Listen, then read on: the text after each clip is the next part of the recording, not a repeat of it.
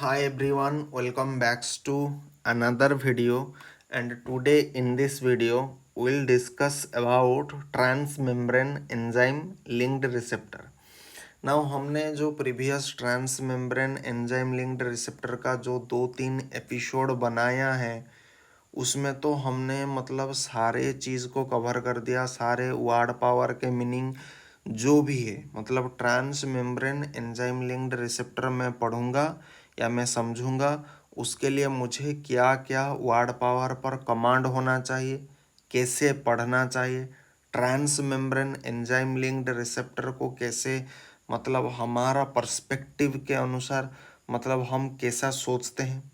आप कोई भी विद्या पढ़ो उस मतलब आपके हिसाब से मतलब देखो टीचर आकर के तो पढ़ाएंगे और चले जाएंगे, लेकिन ultimate aim is what you achieve at the end of the session, what is your perspectives. ठीक है, that is matter.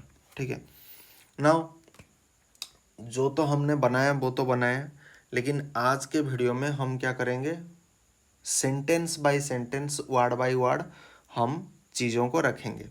Now so यहाँ पर ये जनरली हम पढ़ा रहे हैं K D Tripathi essential of medical pharmacology by 7th addition.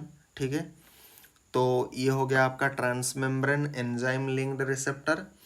तो इसका जो पहला सेंटेंस को आज हम पढ़ेंगे एंड उसके बाद उसका मीनिंग क्या है वो मैं आज इसी वीडियो में समझाने वाला हूँ।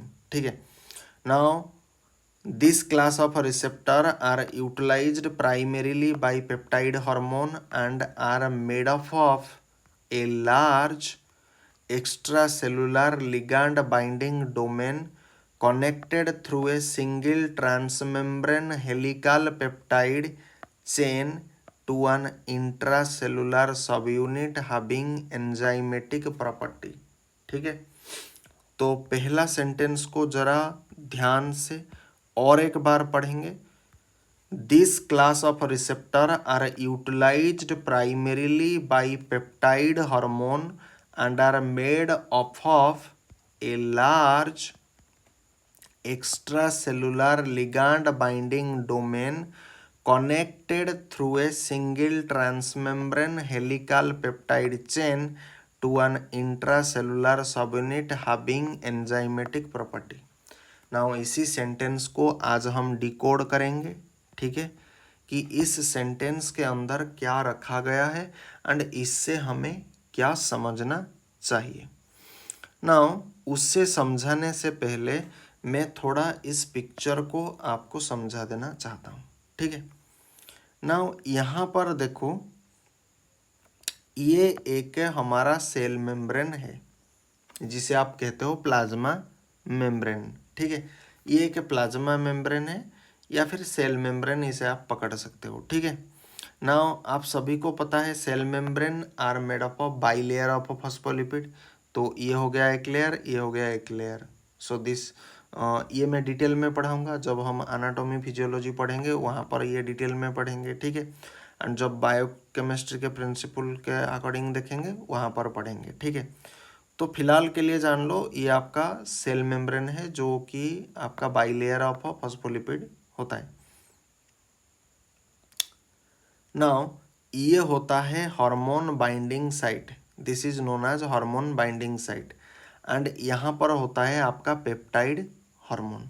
सिर्फ इस पिक्चर में सभी मतलब वर्ड को आपको मैं नहीं समझाऊंगा, पहले स्ट्रक्चर को मैं सिंपलीफाई करूंगा, उसके बाद सारे चीज़ों को हम एक बाय एक देखेंगे। ठीक है, नाउ ये हो गया आपका एक्स्ट्रा सेलुलर रीजन, मतलब ये हो गया trans membrane enzyme linked receptor.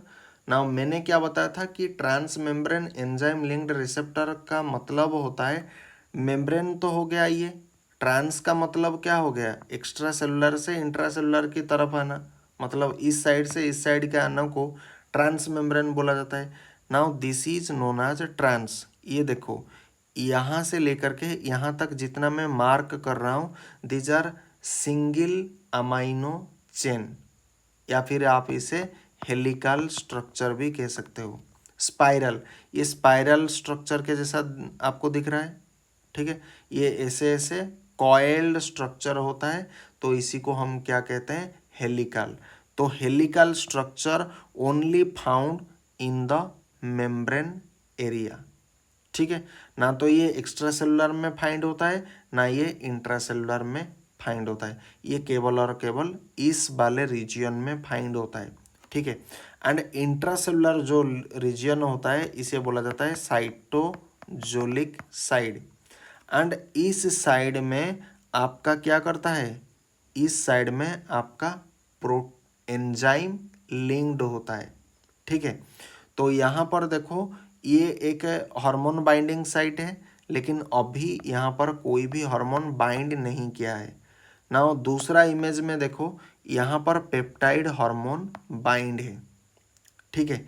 Now ये जो पेप्टाइड हार्मोन का एग्जाम्पल अगर एग्जाम में आएगा तो क्या बोलोगे, इंसुलिन हो गया एक peptide hormone, and growth factor हो गया एक पेप्टाइड हार्मोन। इसके बारे में जब मैं एंडोक्राइनोलॉजी पढ़ाऊंगा, ठीक है, एंडोक्राइन ऑर्गन जो भी इसका मतलब ह्यूमन एनाटॉमी पर्सपेक्टिव से एंड फिजियोलॉजी पर्सपेक्टिव से, तब आप ज़्यादा अच्छे से समझोगे, ठीक है ना। फिलहाल जान लो ये जो पेप्टाइड हार्मोन होता है, लाइक आपका इंसुलिन हो गया, लाइक आपका ग्रोथ फैक्टर हो गया, these all are water soluble, ठीक है। ये इसका नेचर क्या है, वाटर सॉल्युबल। ना मुझे आप बताओ, फार्माकोकाइनेटिक में हमने ये प्रिंसिपल ऑलरेडी समझा था कि जो वाटर सॉल्युबल ड्रग होते हैं वो जनरली मेम्ब्रेन को क्रॉस नहीं कर पाएंगे। क्यों नहीं कर पाएंगे, क्योंकि बाई लेयर ऑफ फॉस्फोलिपिड है। तो लिपिड का नेचर क्या होता है, ऑयली नेचर, तो वाटर क्या क्रॉस कर पाएगा ऑयली मेम्ब्रेन को, नहीं कर पाएगा। तो उसके लिए यहाँ पर ये पेप्टाइड हार्मोन अपना जो भी एक्शन देगा वो कैसे देगा, क्योंकि वो तो मेम्ब्रेन को क्रॉस नहीं कर पाएगा, क्योंकि membrane are made up of lipid bilayer. तो लिपिड बाइलेयर होने से ये प्रॉब्लम होता है, क्योंकि ये पेप्टाइड हार्मोन जो होता है वो वाटर सॉल्युबल है। सिंपली आप वाटर याद रखो, यहाँ पर ऑयल याद रखो, होगा मैटर सॉल्व, नहीं होगा। तो उसके लिए यहाँ पर क्या होता है, एक ट्रांस मेम्ब्रेन सिस्टम दिया गया है, ठीक है। इसके कारण क्या होगा, पेप्टाइड हार्मोन जब भी यहाँ पर बाइंड होगा उसके बाद ये मेम्ब्रेन को क्रॉस करके जाएगा। ऐसा समझ लो यहाँ पर एक ऑयल है, यहाँ पर एक ऑयल है, ये पूरा एक ड्रेनेज सिस्टम ऑयल से भरा है, एंड मुझे वाटर को पास करना है। तो वाटर हमारा बीच में आएगा, ठीक है। मैं उसे और अच्छे से एक्सप्लेन करता हूँ, ठीक है। नाउ हमने अभी अभी क्या कहा है आपको, मान लीजिए ये एक ऑयल है, ये एक ऑयल है यहाँ पर, एंड यहाँ पर आपका वाटर है ना। वाटर को ऑयल में मैं कैसे क्रश करूँगा, तो यहाँ पर मुझे एक रास्ता चाहिए। तो यहाँ पर अगर रास्ता मिल जाएगा तो इस जगह में क्या होगा, वाटर चला आएगा, इधर से उधर आएगा ना। एग्जैक्टली यही सेम चीज़ नहीं होता है, लेकिन मैं समझाने के लिए ये सब बता रहा हूँ, ठीक है। जब आप मतलब हायर एजुकेशन करेंगे आपको अच्छे से समझा मतलब मालूम पड़ जाएगा क्या होता है। लेकिन जो मोटो होता है, ठीक है, आई थिंक आपने वो अचीव कर लिया होगा, ठीक है। नाउ इसके कारण से क्या होगा, ये जो वाटर सॉल्युबल जो हार्मोन होता है लाइक पेप्टाइड हार्मोन, ये जैसे ही रिसेप्टर हार्मोन या फिर रिसेप्टर ड्रग का जब बाइंड होता है, तो आप सभी को पता है रिसेप्टर ड्रग कॉम्प्लेक्स बनता है, रिसेप्टर हार्मोन कॉम्प्लेक्स बनता है, एंड जैसे ही बनता है ये मैसेज धीरे धीरे क्या होता है, ट्रांसडक्शन होता है, मतलब सिग्नल का स्पैन होता है, सिग्नल का एम्प्लीफिकेशन होता है। उसके बाद क्या होता है, यहाँ पर जो भी एंजाइम लिंक होता है, जनरली कौन सा एंजाइम यहाँ पर लिंक होता है, काइनेज एंजाइम। तो AAC जो वर्ड होता है वो सफिक्स होता है, ठीक है। एंड जहाँ पर AAC आ जाएगा इसका मतलब एंजाइम जुड़ा हुआ है, एंड इसीलिए इसको बोला जाता है एंजाइम लिंक्ड रिसेप्टर। एंड और एक चीज़ अब मैं आपको बता दूं, trans membrane enzyme linked receptor का जो अदर नेम है, इसे बोला जाता है receptor receptor tyrosine receptor tyrosine kinase, या फिर उसे टाइरोजिन काइनेज रिसेप्टर भी बोला जाता है, टाइरोजिन काइनेज रिसेप्टर बोला जाता है। ठीक है, ये आपका मोर कॉमन होता है। ठीक है, बहुत ज़्यादा यूज होता है। एंड इसी सेम चीज़ को, मतलब टाइरोजिन काइनेज रिसेप्टर को अगर आप उल्टा कर दोगे, मतलब रिसेप्टर यहाँ पर आएगा तो RTK बन जाएगा। ठीक है, मतलब रिसेप्टर टाइरोजिन काइनेज, ये आपका मोर फॉर्मल होता है। ये कहाँ कहाँ पर और यूज होता है? सेल बायोलॉजी में यूज होता है, बायोकेमिस्ट्री में यूज होता है, आपका फार्माकोलॉजी पर्सपेक्टिव में ये वर्ड यूज होता है। ठीक है, तो ट्रांस मेम्ब्रेन एंजाइम लिंक्ड का रिसेप्टर का अदर नेम क्या है? अगर मैंने प्रीवियस वीडियो में बताया नहीं तो आज मैंने बता दिया। ठीक है, तो जैसे ही पेप्टाइड हार्मोन बाइंड करेगा तो यहाँ पर जो हमारा एंजाइम रहेगा, जनरली यहाँ पर एंजाइम रहता है काइनेज एंजाइम। ये काइनेज एंजाइम क्या करेगा? फॉस्फेट ग्रुप को ऐड करेगा। ये आगे चल करके हम पढ़ेंगे। ठीक है, फॉस्फेट ग्रुप को ऐड करेगा कहाँ पर? फॉस्फोराइलेशन एक प्रोसेस होता है, वहाँ पर ऐड करेगा। जनरली एंजाइम का काम क्या होता है? Enzyme are biocatalyst, enzyme are biocatalyst. तो ये क्या करेंगे? ये हमारे बॉडी में जितने भी बायोलॉजिकल रिएक्शन होते हैं उसे फास्ट फॉरवर्ड कर देते हैं। उसका सिर्फ इतना ही कॉन्सेप्ट है। ठीक है, मतलब फास्ट फॉरवर्ड कर देना, किसी भी रिएक्शन को फास्ट फॉरवर्ड कौन करता है? आपका एंजाइम करता है। इसीलिए उसको बायो कैटलिस्ट बोला गया है। बायो क्यों? क्योंकि हम मानव हैं, मानव के पास जीवन है, एंड जिसके पास जीवन है उसको क्या कहा जाता है? बायो। समझ में आ रहा है ना? तो दिस क्लास ऑफ रिसेप्टर क्या आपको डिनोट कर रहा है? दिस क्लास ऑफ रिसेप्टर मतलब trans membrane enzyme linked receptor are utilised primarily by peptide hormone. ये प्राइमरीली यूटिलाइज होता है पेप्टाइड हार्मोन के द्वारा। तो ये कहने का मतलब होता है देयर मेन फंक्शन जो होता है वो क्या होता है कि पेप्टाइड हार्मोन के सिग्नल को रिसीव करना। पेप्टाइड हार्मोन में आपका कौन कौन आएगा? इंसुलिन आएगा, एंड आपका जो ग्रोथ फैक्टर होता है वो आएगा। ठीक है, एंड जैसे ही ये आएगा, क्योंकि हम सभी को पता है peptide hormone are water soluble in nature, so they can not the cross the cell membrane. ये सेल मेम्ब्रेन को क्रॉस नहीं कर पाएंगे, एंड जैसे ही सेल मेम्ब्रेन को ये क्रॉस नहीं कर पाएंगे तो उसके लिए हम क्या करेंगे? सेल के सरफेस में एक रिसेप्टर होता है हर चीज का। देखो प्रॉब्लम मैंने क्या समझाया था कि पेप्टाइड हार्मोन जो होता है, मैं बार बार इस चीज को रिमाइंड कर रहा हूँ, पेप्टाइड हार्मोन खास करके जो इंसुलिन होता है, जो ग्रोथ फैक्टर होता है, ये वाटर सॉल्युबल नेचर का होता है। अब वाटर सॉल्युबल नेचर का जो भी हार्मोन होगा वो बॉडी में कोई ना कोई काम करेगा। इंसुलिन का कोई काम होगा, ग्रोथ फैक्टर का कोई काम होगा, तो वो अंदर में जो सेलुलर रेस्पॉन्स देगा, कैसे देगा? सेलुलर रेस्पॉन्स कैसे देगा? क्योंकि एक्स्ट्रा सेलुलर रीजन में हमारा पेप्टाइड हार्मोन पड़ा है। अब वो इंट्रा सेलुलर जब आएगा तभी जा करके इंट्रा सेलुलर रेस्पॉन्स देगा कि नहीं देगा? लेकिन प्रॉब्लम यहाँ पर ये आ रहा है कि इसका नेचर साला वाटर सॉल्युबल का है, एंड ये मेम्ब्रेन, ये जो आपका सेल मेम्ब्रेन है, ये क्या है? By layer of phospholipid.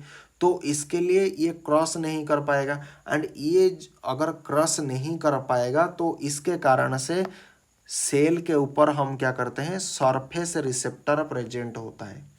ये सरफेस रिसेप्टर के माध्यम से ये जो मैसेज होता है वो कैरी फॉरवर्ड होता है। एंड ये मैंने क्या बताया था कि रिसेप्टर सेल के सरफेस में भी पाया जाता है एंड इनसाइड में भी पाया जाता है। आगे चल करके आप इसी वीडियो में समझोगे कि इनसाइड कैसे पाया जाता है। तो यहाँ पर देखो, यहाँ पर आपका डिफरेंट एंजाइमेटिक जो रिएक्शन होता है, देख रिसेप्टर टायरोजिन काइनेज, यहाँ पर देखो रिसेप्टर टायरोजिन काइनेज मतलब यहाँ पर एंजाइम प्रेजेंट है। कौन सा एंजाइम? काइनेज एंजाइम, इसीलिए इसको बोला जाता है रिसेप्टर टायरोजिन काइनेज। एंड ये जो काइनेज एंजाइम ये कहाँ पर पाया जाता है? साइटोजल में पाया जाता है। यहाँ पर देखो साइटोजल मेंशन है। एंड ये जितने भी एरिया इसको बोला जाता है इंट्रा सेलुलर रीजन। एंड ये जितने भी एरिया इसको बोला जाता है एक्स्ट्रा सेलुलर रीजन। एंड ये वाला एरिया को बोला जाता है हार्मोन बाइंडिंग साइट। एंड ये आपका होता है क्या? Peptide hormone. समझ में आ रहा है? जितना बता रहा हूँ सिर्फ आप उतना समझे, बाकी ये सब चीज़ को मैं बाद में एलाबोरेट करूँगा, ठीक है ना। जैसे ही क्या होगा, ये हार्मोन जैसे ही बाइंड होगा तो ये एक्स्ट्रा सेलुलर रीजन से इंट्रा सेलुलर रीजन की तरफ अपना मैसेज को कन्वे करेगा। तो यहाँ पर जो काइनेज जो एंजाइम होता है वो एक्टिवेट होगा। ये काइनेज एंजाइम क्या करेगा? फॉस्फेट ग्रुप का एडिशन करेगा। किस प्रोसेस में एडिशन करेगा? फॉस्फोराइलेशन प्रोसेस में एडिशन करेगा। एंड उसके बाद क्या होगा? सेलुलर रेस्पॉन्स जनरेट होगा। सेलुलर रेस्पॉन्स क्या हो सकता है? कुछ भी हो सकता है। आपका कंट्रैक्शन हो गया, रिलैक्सेशन हो गया, कोई चीज़ बढ़ रहा है तो उसे घटाना, कोई चीज़ अगर घट रहा है तो उसे बढ़ाना, and back to the normal. जैसे हमने आपको अगर ये चीज़ पता होगा कि एक होम्योस्टैसिस प्रिंसिपल होता है, positive feedback mechanism, negative feedback mechanism, अगर आपने कभी पढ़ा है तो जाकर के ये चीज़ पता होगा आपको, ठीक है। तो यहाँ तक आपका कॉन्सेप्ट क्लियर है कि this class of receptor are utilised primarily by peptide hormone. ये क्यों पेप्टाइड हार्मोन के द्वारा यूटिलाइज होता है? आई थिंक ये आपको कॉन्सेप्ट क्लियर हो गया होगा। Now are made up of a large extra cellular ligand binding domain. तो यहाँ पर देखो, यहाँ पर large extra cellular ligand binding domain generally ये आपका होता है, ठीक है। Through a single transmembrane helical peptide chain, through a single transmembrane helical peptide chain, ये होता है आपका single transmembrane helical peptide chain. जितना मैं मार्किंग कर रहा हूँ इसका मीनिंग हो गया ये, ठीक है। To an intracellular subunit having enzymatic property, intracellular subunit having enzymatic property. तो हमारा ये हो गया इंट्रासेलुलर रीजन। तो यहाँ पर एंजाइमेटिक प्रॉपर्टी कहाँ पर है? यहाँ पर है। यहाँ पर हमारा एंजाइम प्रेजेंट है। कौन सा एंजाइम? Kinase enzyme. तो जैसे ही हार्मोन बाइंड करेगा वैसे ही क्या होगा? Hormone and receptor binding complex formation होगा। जैसे ही ये एक्टिवेट हो जाएगा तो एंजाइम भी अपना एक्टिवेट हो जाएगा। एंजाइम एक्टिवेट होने के बाद ये जो रिएक्शन के होता है हमारे बॉडी में ये फास्ट फॉरवर्ड हो जाएगा। समझ में आ रहा है? एंड यहाँ पर क्या कहता है, ये इंट्रासेलुलर सबयूनिट के पास एंजाइमेटिक प्रॉपर्टी होता है। तो इंट्रासेलुलर सबयूनिट क्या हो गया? ये हो गया। तो इसी इंट्रासेलुलर सबयूनिट में आपका काइनेज एंजाइम प्रेजेंट है, ठीक है। एंड इसी काइनेज एंजाइम प्रेजेंट जो होता है, इसी काइनेज एंजाइम के पास एंजाइमेटिक प्रॉपर्टी होता है, एंजाइमेटिक प्रॉपर्टी होता है। अब वो क्या एंजाइमेटिक प्रॉपर्टी होता है इसको हम नेक्स्ट लेक्चर में कवर करेंगे, ठीक है। एंड एक चीज़ मैं बता दे रहा हूँ, अगर इस चैप्टर को अच्छे से समझना चाहते हो आपको एक तो फार्माकोलॉजी पढ़ना पड़ेगा, दूसरा बायोकेमिस्ट्री, और सबसे पहले तो आपको ह्यूमन एनाटॉमी पढ़ना चाहिए। दूसरी बात आपको फिजियोलॉजी पढ़ना चाहिए। तीसरी बात बायोकेमिस्ट्री अच्छे से पढ़ो, क्योंकि बायोकेमिस्ट्री के साथ ये ज़्यादा लिंक होता है, ठीक है। एंड बायोकेमिस्ट्री को अगर समझना चाहते हो तो उसके लिए ऑर्गेनिक केमिस्ट्री पढ़ना पड़ेगा, मतलब ऑर्गेनिक केमिस्ट्री पहले आ जाएगा। तो दीज आर द ऑर्डर, ठीक है। इस चैप्टर पर कमांड बनाना इतना आसान नहीं है। अगर आपको पूरा word by word, sentence by sentence अगर मीनिंग समझना है तो आपका प्रिपरेशन ऐसा ही होना चाहिए। तो आज के वीडियो के लिए इतना ही। मिलते हैं किसी और एक इंटरेस्टिंग वीडियो के साथ। तब तक के लिए जय हिंद, वंदे मातरम। Thanks for watching. भारत माता की जय।